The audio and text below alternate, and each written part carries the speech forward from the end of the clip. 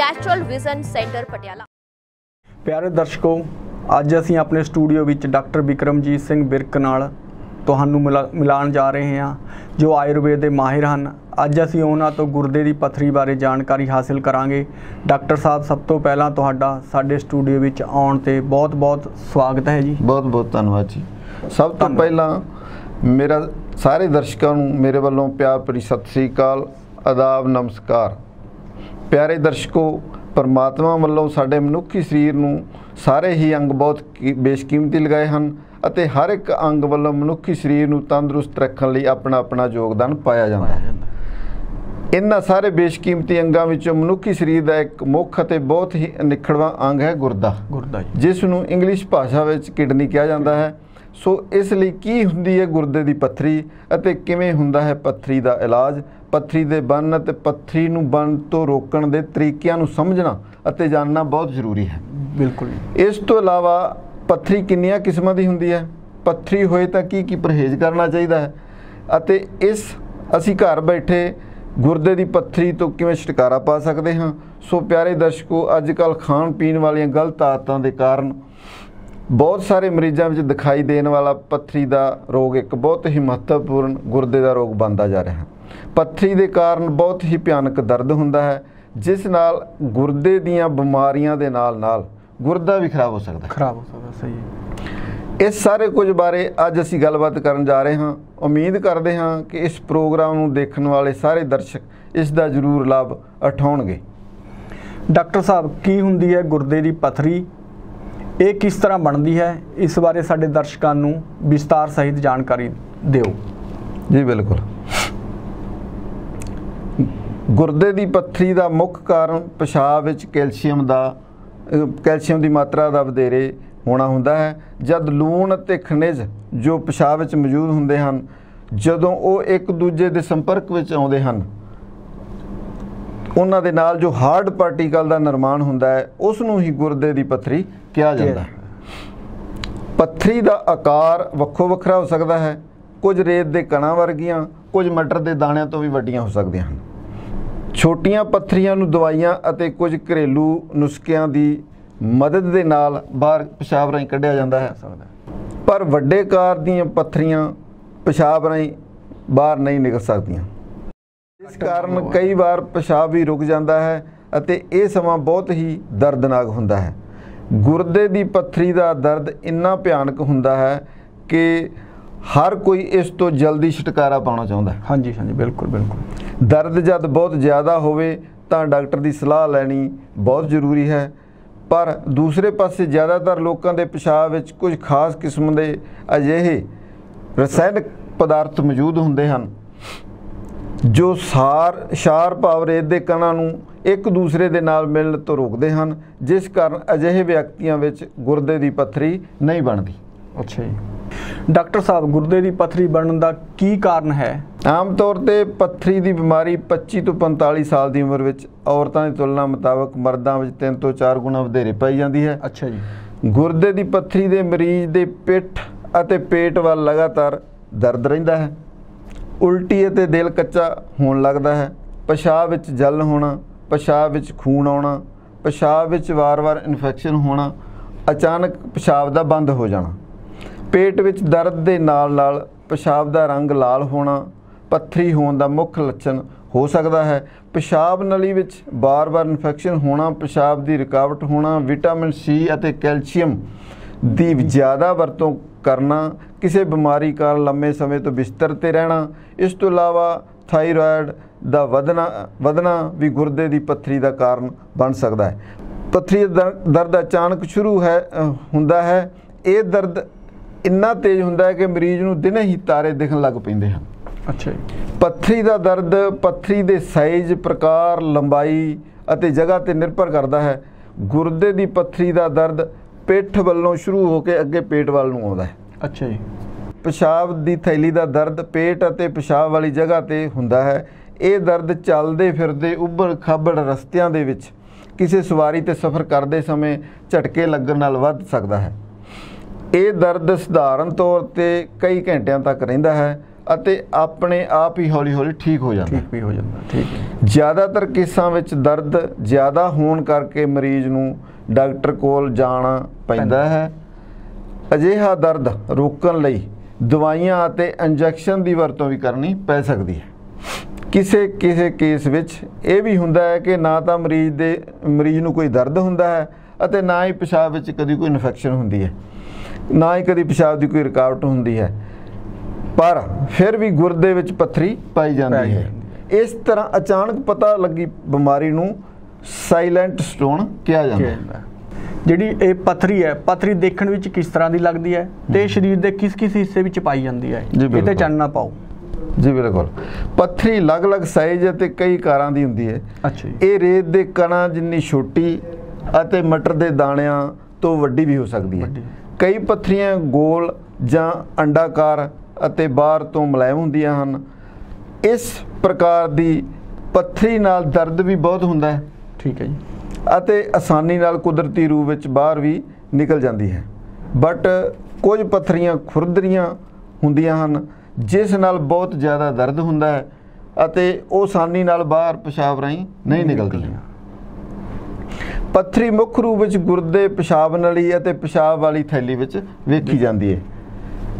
Doctor ਸਾਹਿਬ, ਕੀ ਪੱਥਰੀ ਦੇ ਕਾਰਨ ਮਰੀਜ਼ ਨੂੰ ਕਿਡਨੀ ਵੀ ਖਰਾਬ ਹੋਣ ਦਾ ਖਤਰਾ ਪੈਦਾ ਹੋ ਜਾਂਦਾ ਹੈ? ਜੀ ਬਿਲਕੁਲ। ਕਈ ਮਰੀਜ਼ਾਂ ਦੇ ਗੁਰਦਿਆਂ ਵਿੱਚ ਪੱਥਰੀ ਗੋਲ, ਅੰਡਾਕਾਰ ਅਤੇ ਚਿਕਨੀ ਹੁੰਦੀ ਹੈ। ਅੱਛਾ ਜੀ। ਅਕਸਰ ਇਸ ਤਰ੍ਹਾਂ ਦੀ ਪੱਥਰੀ ਦੇ ਕੋਈ ਲੱਛਣ ਦਿਖਾਈ ਨਹੀਂ ਦਿੰਦੇ। ਇਸ ਤਰ੍ਹਾਂ ਦੀ ਪੱਥਰੀ ਪਿਸ਼ਾਬ ਮਾਰਗ ਵਿੱਚ ਰੁਕਾਵਟ ਕਰਦੀ ਹੈ, ਜਿਸ ਦੇ ਕਾਰਨ ਕਿਡਨੀ ਵਿੱਚ ਬਣਦਾ ਪਿਸ਼ਾਬ ਆਸਾਨੀ ਨਾਲ ਪਿਸ਼ਾਬ ਨਲੀ ਵਿੱਚ ਨਹੀਂ ਜਾ ਸਕਦਾ। ਠੀਕ ਹੈ ਜੀ। ਅਤੇ ਪਿਸ਼ਾਬ ਦੀ ਰੁਕਾਵਟ ਕਾਰਨ ਕਿਡਨੀ ਫੁੱਲ ਜਾਂਦੀ ਹੈ। ਜੇਕਰ ਇਸ ਤਰ੍ਹਾਂ ਦੀ ਪੱਥਰੀ ਦਾ ਸਮੇਂ ਸਿਰ ਇਲਾਜ ਨਾ ਕੀਤਾ ਜਾਏ ਤਾਂ ਫਿਰ ਲੰਬੇ ਸਮੇਂ ਤੱਕ ਫੁੱਲੀ ਹੋਈ ਕਿਡਨੀ ਹੌਲੀ ਹੌਲੀ ਕਮਜ਼ੋਰ ਹੋ ਜਾਂਦੀ ਹੈ ਅਤੇ ਬਾਅਦ ਵਿੱਚ ਕੰਮ ਕਰਨਾ ਬੰਦ ਕਰ ਦਿੰਦੀ ਹੈ। ਅਗਰ ਇਸ ਤਰ੍ਹਾਂ ਦੇ ਖਰਾਬ ਹੋਏ ਗੁਰਦੇ ਵਿੱਚੋਂ ਜੇਕਰ ਪੱਥਰੀ ਕੱਢ ਵੀ ਦਿੱਤੀ ਜਾਏ ਫਿਰ ਵੀ ਗੁਰਦੇ ਦੇ ਕੰਮ ਕਰਨ ਦੀ ਸੰਭਾਵਨਾ ਬਹੁਤ ਘੱਟ ਹੁੰਦੀ ਹੈ। ਸੋ ਇਸ ਤਰ੍ਹਾਂ ਬਿਨਾਂ ਦਰਦ ਦੀ ਪੱਥਰੀ ਦੇ ਕਾਰਨ ਕਿਡਨੀ ਖਰਾਬ ਹੋਣ ਦਾ ਜ਼ਿਆਦਾ ਡਰ ਬਣਿਆ ਰਹਿੰਦਾ ਹੈ। ਡਾਕਟਰ ਸਾਹਿਬ, ਸਾਨੂੰ ਇਹ ਦੱਸੋ, ਇਹ ਕਿਵੇਂ ਪਤਾ ਲੱਗਦਾ ਹੈ ਕਿ ਪੱਥਰੀ ਪਿਸ਼ਾਬ ਨਲੀ ਵਿੱਚ ਫਸੀ ਹੋਈ ਹੈ ਜਾਂ ਸਰੀਰ ਦੇ ਕਿਸੇ ਹੋਰ ਹਿੱਸੇ ਵਿੱਚ? ਜੀ ਬਿਲਕੁਲ। ਆਮ ਤੌਰ ਤੇ ਪਿਸ਼ਾਬ ਨਲੀ ਵਿੱਚ ਪੱਥਰੀ ਦਾ ਪਤਾ ਲਗਾਉਣ ਲਈ ਸੋਨੋਗ੍ਰਾਫੀ ਜਾਂ ਸੋਨੋਗ੍ਰਾਫੀ ਜਾਂ ਐਕਸਰੇ ਕੀਤਾ ਜਾਂਦਾ ਹੈ। ਇਸ ਤੋਂ ਇਲਾਵਾ ਗੁਰਦੇ ਦੀ ਪੱਥਰੀ ਦੇ ਇਲਾਜ ਅਤੇ ਆਪਰੇਸ਼ਨ ਤੋਂ ਪਹਿਲਾਂ IVP ਭਾਵ ਇੰਟਰਾਵੀਨੀਅਸ ਪੈਲੋਗ੍ਰਾਫੀ ਦਾ ਟੈਸਟ ਕੀਤਾ ਜਾਂਦਾ ਹੈ, ਜੋ ਇਸ ਨਾਲ ਪੱਥਰੀ ਦੀ ਲੰਬਾਈ, ਚੌੜਾਈ, ਆਕਾਰ ਦੇ ਨਾਲ ਉਸ ਦੇ ਸਹੀ ਸਥਾਨ ਦਾ ਪਤਾ ਲੱਗ ਸਕੇ ਕਿ ਪੱਥਰੀ ਕਿਸ ਜਗ੍ਹਾ ਤੇ ਪਈ ਹੈ। ਇਸ ਤੋਂ ਇਲਾਵਾ ਇਸ ਟੈਸਟ ਦੇ ਕਰਨ ਨਾਲ ਇਹ ਵੀ ਜਾਣਕਾਰੀ ਮਿਲ ਜਾਂਦੀ ਹੈ ਕਿ ਕਿਡਨੀ ਕਿੰਨਾ ਕੰਮ ਕਰਦੀ ਹੈ ਅਤੇ ਕਿੰਨੀ ਫੁੱਲੀ ਹੋਈ ਹੈ। ਦੂਸਰੇ ਪਾਸੇ ਖੂਨ ਅਤੇ ਪਿਸ਼ਾਬ ਦਾ ਟੈਸਟ ਕਰਨ ਨਾਲ ਵੀ ਇਹ ਜਾਣਕਾਰੀ ਹਾਸਲ ਹੁੰਦੀ ਹੈ ਕਿ ਪਿਸ਼ਾਬ ਵਿੱਚ ਇਨਫੈਕਸ਼ਨ ਕਿੰਨੀ ਹੈ ਅਤੇ ਗੁਰਦਾ ਕਿੰਨਾ ਕੰਮ ਕਰ ਰਿਹਾ ਹੈ। ਠੀਕ ਹੈ ਡਾਕਟਰ ਸਾਹਿਬ। ਡਾਕਟਰ ਸਾਹਿਬ, ਗੁਰਦੇ ਦੀ ਪੱਥਰੀ ਦਾ ਇਲਾਜ ਕਿਹੜੇ ਤਰੀਕੇ ਨਾਲ ਕਰਵਾ ਸਕਦੇ ਹਾਂ ਅਸੀਂ? ਸਾਡੇ ਦਰਸ਼ਕਾਂ ਨੂੰ ਇਹ ਜ਼ਰੂਰ ਦੱਸੋ। ਜੀ ਬਿਲਕੁਲ, ਇਹ ਤੁਹਾਡਾ ਸਵਾਲ ਬਹੁਤ ਵਧੀਆ ਹੈ। ਗੁਰਦੇ ਦੀ ਪੱਥਰੀ ਦਾ ਇਲਾਜ ਕਈ ਤਰੀਕਿਆਂ ਨਾਲ ਕੀਤਾ ਜਾਂਦਾ ਹੈ। ਐਲੋਪੈਥੀ ਪ੍ਰਣਾਲੀ ਦੁਆਰਾ, ਜਿਸ ਨੂੰ ਅਸੀਂ ਆਮ ਭਾਸ਼ਾ ਵਿੱਚ ਅੰਗਰੇਜ਼ੀ ਇਲਾਜ ਕਹਿੰਦੇ ਹਾਂ। ਹਾਂਜੀ। ਦੂਜੇ ਪਾਸੇ ਹੋਮਿਓਪੈਥੀ ਪ੍ਰਣਾਲੀ ਦੁਆਰਾ, ਘਰੇਲੂ ਉਪਚਾਰ ਦੁਆਰਾ, ਆਯੁਰਵੈਦਿਕ ਪ੍ਰਣਾਲੀ ਦੁਆਰਾ।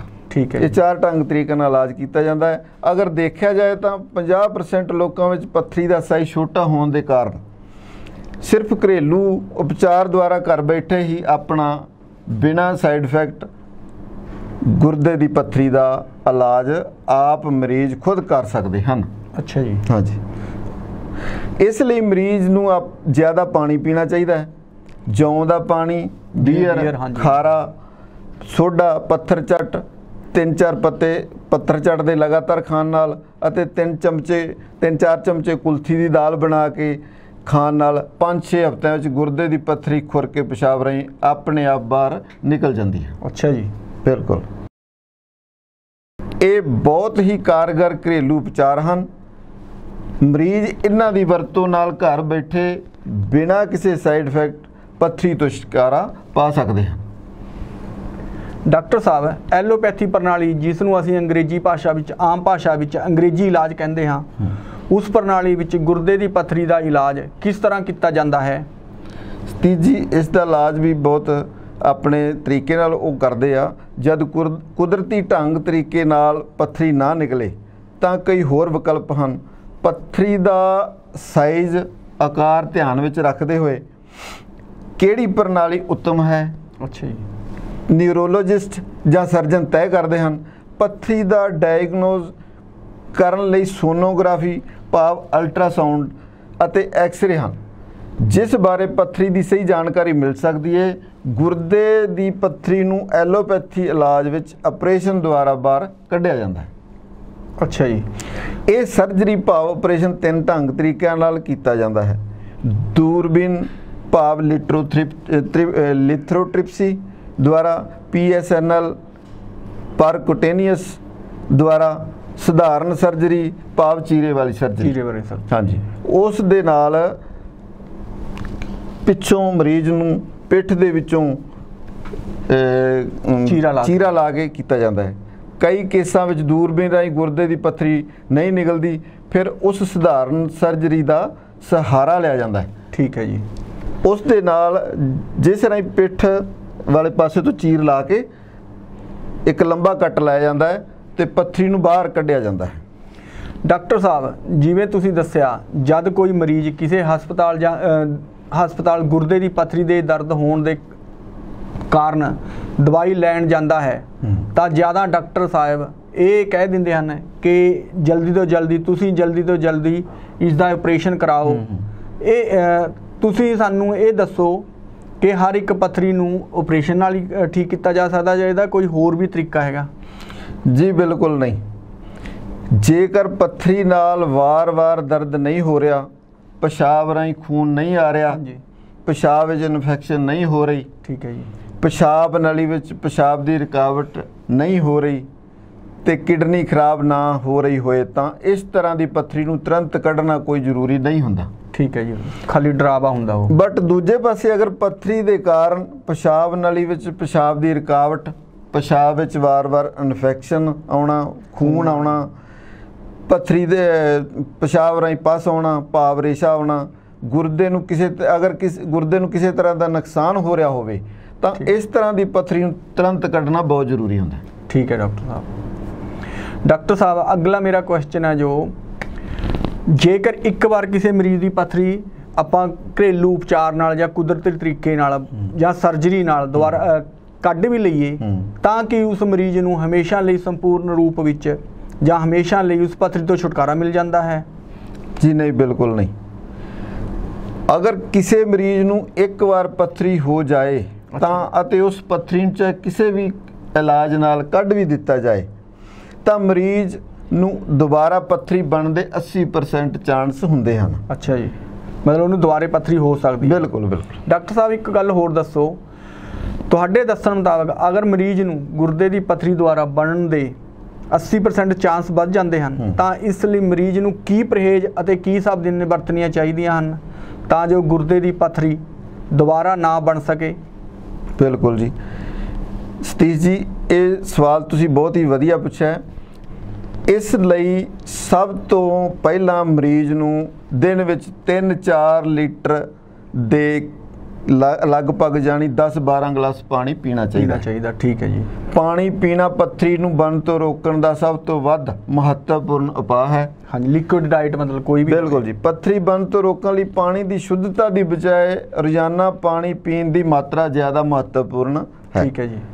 ਇਸ ਤੋਂ ਇਲਾਵਾ ਪੱਥਰੀ ਨੂੰ ਬਣਨ ਤੋਂ ਰੋਕਣ ਲਈ ਕਿੰਨਾ ਪਾਣੀ ਪੀਤਾ ਗਿਆ ਅਤੇ ਇਸ ਤੋਂ ਵੀ ਵੱਧ ਮਹੱਤਵਪੂਰਨ ਵਿਸ਼ਾ ਇਹ ਹੈ ਕਿ ਮਰੀਜ਼ ਵੱਲੋਂ ਕਿੰਨੀ ਮਾਤਰਾ ਵਿੱਚ ਪਿਸ਼ਾਬ ਕੀਤਾ ਗਿਆ। ਠੀਕ ਹੈ ਜੀ, ਬਿਲਕੁਲ। ਮੇਰੇ ਕਹਿਣ ਦਾ ਮਤਲਬ ਦਿਨ ਵਿੱਚ ਹਰ ਇੱਕ ਵਿਅਕਤੀ ਨੂੰ 2 ਲੀਟਰ ਦੇ ਕਰੀਬ ਪਿਸ਼ਾਬ ਆਉਣਾ ਚਾਹੀਦਾ। ਠੀਕ ਹੈ ਜੀ, ਬਹੁਤ ਜ਼ਰੂਰੀ ਹੈ। ਅਗਰ ਪਿਸ਼ਾਬ ਦਾ ਰੰਗ ਪਾਣੀ ਵਰਗਾ ਸਫੈਦ ਹੋਵੇ ਤਾਂ ਇਸ ਦਾ ਮਤਲਬ ਹੈ ਕਿ ਪਾਣੀ ਸਹੀ ਮਾਤਰਾ ਵਿੱਚ ਪੀਤਾ ਜਾ ਰਿਹਾ ਹੈ। ਹਾਂਜੀ। ਅਗਰ ਪਿਸ਼ਾਬ ਦਾ ਰੰਗ ਪੀਲਾ ਗਾੜਾ ਹੋਵੇ ਤਾਂ ਇਹ ਸਮਝੋ ਕਿ ਪਾਣੀ ਦੀ ਸਹੀ ਮਾਤਰਾ ਨਹੀਂ ਲਈ ਜਾ ਰਹੀ ਆਪਣੇ ਵੱਲੋਂ। ਠੀਕ ਹੈ ਜੀ। ਇਸ ਤੋਂ ਇਲਾਵਾ ਹੋਰ ਪੀਣ ਵਾਲੀਆਂ ਚੀਜ਼ਾਂ ਜਿਵੇਂ ਕਿ ਨਾਰੀਅਲ ਦਾ ਪਾਣੀ, ਠੀਕ ਹੈ ਜੀ, जौ का पानी, शरबत, लस्सी, बिना नमक वाला सोडा आदि का सेवन करना चाहिए है।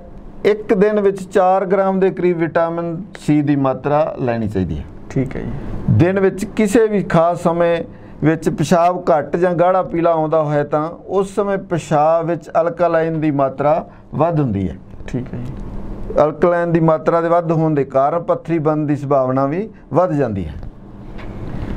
भोजन करन तो 3 घंटे बाद, ज़्यादा मेहनत का काम करन तो तुरंत बाद, रात नूं सौण तो पहलां अते अद्धी रात नूं अगर नींद खुल जाए तो उठ के 2 गिलास के लगभग पानी पीना बहुत ही जरूरी है। ठीक है जी। ठीक है जी। इस तरह करने नाल पत्थरी बनने तो रोकने लिए काफ़ी लाभ मिल सकता है। ये करना बहुत ही जरूरी है। डॉक्टर साहब, गुरदे की पत्थरी किन्ने प्रकार की हुंदी है? पत्थरी नूं बनन तो रोकण लई किस किस तरह की खुराक लेनी चाहिए है? इस बारे साडे दर्शकों नूं जरूर दसो ताकि वो अपना बचाव कर सकन। जी बिल्कुल सतीश जी, तुहानूं मैं दसदा गुरदे की पत्थरी 4 तरह की हुंदी है। ठीक है जी। Number 1 calcium stone, number 2 uric acid stone, number 3 white stone, number 4 cystine stone. Ultrasound या एक्सरे द्वारा जब मरीज नूं पता लग जाए कि उसके गुरदे विच किस प्रकार की पत्थरी है, उसनूं उसे प्रकार की डाइट जानी उसे प्रकार का डाइट अते खाना आहार लेना चाहिए है तां जो गुरदे की पत्थरी नूं बनन तो रोकण विच मदद मिल सके। नमक की मात्रा खाने में घट करनी चाहिए है। नमकीन, पापड़, चार आदि की वरतों, तलियां चीज़ों की वरतों नहीं करनी चाहिए। चटपटियां, लूण वाली, ज़्यादा लूण वाली चीज़ां नहीं खानी चाहिए। नींबू पानी, नारियल पानी, मौसमी का रस आदि दसे मुताबिक पानी पीना बहुत वधिया हुंदा है। अनानास का रस, गाजर, करेला, बिना बीज के टमाटर, इन्हां चीज़ों की वरतों करदे। केला, जौ, जवी, बदाम आदि की वरतों नाल पत्थरी बन तो रोकण विच सहायता मिलती है। सो इसलिए इन्हां चीज़ों की वध तो वध वरतों लोड़ अनुसार खाण की सलाह दी जाती है। कई कहिंदे हन कि दुध या दुध तो बनिया कैल्शियम वाली चीज़ां नहीं खानी चाहिए। ठीक है जी। ठीक है जी।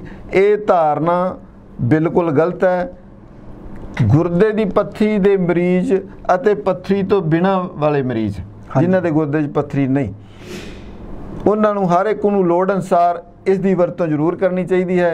इन्हां चीज़ों की वरतों नाल आंतड़ियां द्वारा ऑक्जालेट का निकलना घट हो जाता है अते इस नाल पत्थरी बन तो रोकण विच सहायता मिलती है। ठीक है जी। हाँ जी। डॉक्टर साहब, तुहाडे मरीज दियां वीडियो असीं कई बार देखियां ने ਅਤੇ ਤੁਹਾਡੇ ਮਰੀਜ਼ਾਂ ਨੂੰ ਮਿਲ ਚੁੱਕੇ ਹਾਂ। ਤੁਹਾਡੇ ਮਰੀਜ਼ ਇਹ ਕਹਿੰਦੇ ਹਨ ਕਿ ਸਾਡੇ ਗੁਰਦੇ ਦੀ ਪੱਥਰੀ ਸਿਰਫ 3 ਪੂੜੀਆਂ ਖਾਣ ਨਾਲ ਹੀ ਨਿਕਲ ਗਈ। ਤੁਹਾਡੇ ਕੋਲ ਇਹ ਜੀ ਕਿਹੜਾ ਮਤਲਬ ਕਿ ਫੰਡਾ ਹੈ ਜਿਹੜੇ ਨੂੰ ਮਤਲਬ ਕਿ ਜਿਹੜਾ ਤੁਸੀਂ ਸਾਨੂੰ ਮਤਲਬ ਸਾਡੀ ਸਮਝ ਤੋਂ ਇਹ ਗੱਲ ਬਾਹਰ ਹੈ, ਤੁਹਾਡੇ ਕੋਲ ਇਹ ਜੀ ਕਿਹੜੀਆਂ ਪੁੜੀਆਂ ਹਨ ਜਿਹੜੀ ਗੁਰਦੇ ਦੀਆਂ ਪੱਥਰੀ ਪਿਸ਼ਾਬ ਰਾਹੀਂ ਖੁਰ ਕੇ ਬਾਹਰ ਨਿਕਲ ਜਾਂਦੀ ਹੈ जद कि मरीज नूं इसका पता तक नहीं लगता? जी बिल्कुल। ये सारा कुछ सिर्फ साडे सेंटर विच शुद्ध आयुर्वैदिक जड़ी बूटियां तो तैयार दवाइयां तैयार कीतियां जांदियां हन, जिस दे नाल जो मरीज की गुरदे की पत्थरी इन्हां दवाइयां दे खाण नाल निकल जाती है। सब तो पहला मैं सारे दर्शकों नूं ये दसना चाहुंदा कि साडे सेंटर विच 100% शुद्ध आयुर्वैदिक जड़ी बूटियां नाल सफल इलाज किया जाता है। जब किसी बीमारी का सही डायगनोज किया जाए, भाव उस बीमारी को ठीक करने लई सही जड़ी बूटियां अते उन्हां दी सही मात्रा विच फार्मूलेशन तैयार की जाए तो फिर बीमारी ठीक क्यों ना होवेगी। ठीक है जी। बिल्कुल। साडे बजुर्ग सचखंड वासी वैदराज योगी संत Kundan Singh ji, freedom fighter, gold medallist, Ayurvedic University of Lahore Pakistan तो डिग्री प्राप्त कर जो उन्होंने 100 साल पहला जड़ी बूटियां तो तैयार नुस्खियां दी मोतियां दी एक माला तैयार की सी। ये नुस्खा भी उसे मोतियां दी माला का एक हिस्सा है। अच्छा जी। जिस नाल असी अज 100 साल बाद भी कई क्रोनिक बीमारियां भाव ना ठीक होने वाली बीमारियां दा इलाज सफल इलाज कर रहे हैं। ਜਿਸ ਦਾ ਪੂਰੀ ਦੁਨੀਆ ਨੂੰ ਅੱਜ ਵੀ ਫਾਇਦਾ ਹੋ ਰਿਹਾ ਹੈ। ਇਹ ਗੱਲ ਮੈਂ ਹਵਾ ਵਿੱਚ ਤਲਵਾਰਾਂ ਨਹੀਂ ਮਾਰ ਰਿਹਾ, ਬਲਕਿ ਇਹ ਗੱਲ ਮੈਂ ਤੱਥਾਂ ਦੇ ਆਧਾਰ ਤੇ ਕਹਿ ਰਿਹਾ ਹਾਂ। ਸਾਡੇ ਕੋਲ ਅਜਿਹੇ ਮਰੀਜ਼ ਮੌਜੂਦ ਹਨ ਜਿਨ੍ਹਾਂ ਦੇ ਗੁਰਦੇ ਵਿੱਚ 1 mm ਤੋਂ ਲੈ ਕੇ 15 mm ਤੱਕ ਦੀਆਂ ਪੱਥਰੀਆਂ ਸਨ। ਕਿਸੇ ਦੇ ਗੁਰਦੇ ਵਿੱਚ 2 ਪੱਥਰੀਆਂ, ਕਿਸੇ ਦੇ ਗੁਰਦੇ ਵਿੱਚ 3 ਪੱਥਰੀਆਂ, ਕਿਸੇ ਦੇ ਗੁਰਦੇ ਵਿੱਚ 5 ਪੱਥਰੀਆਂ, ਕਿਸੇ ਦੇ ਗੁਰਦੇ ਵਿੱਚ 8 ਪੱਥਰੀਆਂ, ਕਿਸੇ ਦੇ ਗੁਰਦੇ ਵਿੱਚ 10-10 ਪੱਥਰੀਆਂ ਮੌਜੂਦ ਸਨ। ਠੀਕ ਹੈ ਜੀ। ਉਹ ਪੱਥਰੀਆਂ ਸਾਡੇ ਸੈਂਟਰ ਵੱਲੋਂ ਕੀਤੇ ਇਲਾਜ ਦੁਆਰਾ ਨਿਕਲੀਆਂ ਅਤੇ ਉਹਨਾਂ ਮਰੀਜ਼ਾਂ ਨੂੰ 10-10 ਸਾਲਾਂ ਤੋਂ ਕਦੇ ਵੀ ਦੁਬਾਰਾ ਗੁਰਦੇ ਦੀ ਪੱਥਰੀ ਨਹੀਂ ਬਣੀ। ਠੀਕ ਹੈ ਜੀ। ਅਗਰ ਕਿਸੇ ਮਰੀਜ਼ ਦੇ ਇੱਕ ਵਾਰ ਪੱਥਰੀ ਹੋ ਜਾਏ ਤਾਂ ਅਤੇ ਉਹ ਕਿਸੇ ਵੀ ਇਲਾਜ ਨਾਲ ਨਿਕਲ ਜਾਏ, ਪੱਥਰੀ ਬਣਨ ਦੇ ਦੁਬਾਰਾ 80% ਚਾਂਸ ਵੱਧ ਹੁੰਦੇ ਹਨ। ਜਦ ਕਿ ਇਹ ਗੱਲ ਮੈਂ ਬੜੀ ਖੁਸ਼ੀ ਅਤੇ ਮਾਣ ਨਾਲ ਦੱਸ ਰਿਹਾ ਕਿ ਸਾਡੇ ਸੈਂਟਰ ਤੋਂ ਕਰਵਾਏ ਇਲਾਜ ਦੁਆਰਾ 10-10 ਸਾਲਾਂ ਤੋਂ ਠੀਕ ਹੋਏ ਮਰੀਜ਼ਾਂ ਨੂੰ ਕਦੀ ਦੁਬਾਰਾ ਗੁਰਦੇ ਦੀ ਪੱਥਰੀ ਦੀ ਕੋਈ ਸ਼ਿਕਾਇਤ ਨਹੀਂ ਹੋਈ। ਠੀਕ ਹੈ ਸਰ। ਅਗਰ ਤੁਸੀਂ ਠੀਕ ਹੋਏ ਮਰੀਜ਼ਾਂ ਨੂੰ ਦੇਖਣਾ ਚਾਹੁੰਦੇ ਹੋ ਤਾਂ ਸਾਡੇ YouTube channel natural vision centre Patiala ਤੇ ਠੀਕ ਹੋਏ ਮਰੀਜ਼ਾਂ ਦੀਆਂ ਵੀਡੀਓਜ਼ ਅੱਖੀਂ ਦੇਖ ਅਤੇ ਕੰਨੀ ਸੁਣ ਸਕਦੇ ਹੋ। ਜਾਂਦੇ ਜਾਂਦੇ ਸਾਡੇ ਦਰਸ਼ਕਾਂ ਨੂੰ ਆਪਣੇ ਐਡਰੈਸ ਅਤੇ ਫ਼ੋਨ ਨੰਬਰ ਦੇ ਕੇ ਜ਼ਰੂਰ ਜਾਇਓ ਡਾਕਟਰ ਸਾਹਿਬ, ਤਾਂ ਕਿ ਉਹ ਲੋੜ ਮੁਤਾਬਕ ਤੁਹਾਨੂੰ ਫ਼ੋਨ ਵੀ ਕਰ ਸਕਣ ਤੇ ਤੁਹਾਡੇ ਨਾਲ ਗੱਲਬਾਤ ਕਰਕੇ ਇਹ ਜਾਣਕਾਰੀ, ਇਸ ਇਲਾਜ ਦਾ ਫਾਇਦਾ ਉਠਾ ਸਕਣ। ਜੀ ਬਿਲਕੁਲ। ਸਾਡੇ ਸੈਂਟਰ ਦਾ ਨੰਬਰ ਹੈ ਜੀ 9316 93266। ਸਾਡੇ ਸੈਂਟਰ ਦਾ ਨਾਮ ਹੈ ਜੀ ਨੈਚੁਰਲ ਵਿਜ਼ਨ ਸੈਂਟਰ, ਨੇੜੇ government printing press Sirhind road Patiala. ਅਤੇ ਸਾਡਾ ਦੂਸਰਾ ਨੰਬਰ ਹੈ ਜੀ 98786 9333466। ਅਗਰ ਕਿਸੇ ਵੀ ਦਰਸ਼ਕ ਨੇ ਮਿਲਣਾ ਹੋਏ ਤਾਂ ਇੱਕ ਦਿਨ ਪਹਿਲਾਂ फ़ोन ਤੇ ਟਾਈਮ ਲੈ ਕੇ ਸਾਨੂੰ ਮਿਲ ਸਕਦਾ ਹੈ ਤੇ ਟਾਈਮ ਲੈ ਬਗੈਰ ਕੋਈ ਵੀ ਆਉਣ ਦੀ ਖੇਚਲ ਨਾ ਕਰੇ। ਅਖੀਰ ਵਿੱਚ ਸਾਰੇ ਦਰਸ਼ਕਾਂ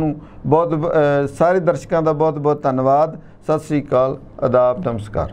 ਸਤਿ ਸ਼੍ਰੀ ਅਕਾਲ ਜੀ। ਤਾਂ ਇਹ ਸਨ ਮੇਰੇ ਨਾਲ ਜੁੜੇ ਹੋਏ ਸਾਡੇ ਸਟੂਡੀਓ ਵਿੱਚ ਅੱਜ ਡਾਕਟਰ ਬਿਕਰਮਜੀਤ ਸਿੰਘ ਬਿਰਕ, ਜਿਨ੍ਹਾਂ ਨੇ ਪੱਥਰੀ ਦੇ ਰੋਗ ਬਾਰੇ ਸਾਨੂੰ ਬਹੁਤ ਹੀ ਵਡਮੁੱਲੀ ਜਾਣਕਾਰੀ ਦਿੱਤੀ। ਉਮੀਦ ਹੈ ਦਰਸ਼ਕੋ ਤੁਹਾਨੂੰ ਇਹ ਜਾਣਕਾਰੀ ਚੰਗੀ ਲੱਗੀ ਹੋਵੇਗੀ। ਆਪਣੇ ਸੁਝਾਅ ਕਮੈਂਟ ਬਾਕਸ ਵਿੱਚ ਜ਼ਰੂਰ ਲਿਖਿਓ। ਸਾਨੂੰ ਦਿਓ ਇਜਾਜ਼ਤ। ਧੰਨਵਾਦ। If you like this video, subscribe the channel, like and share this video.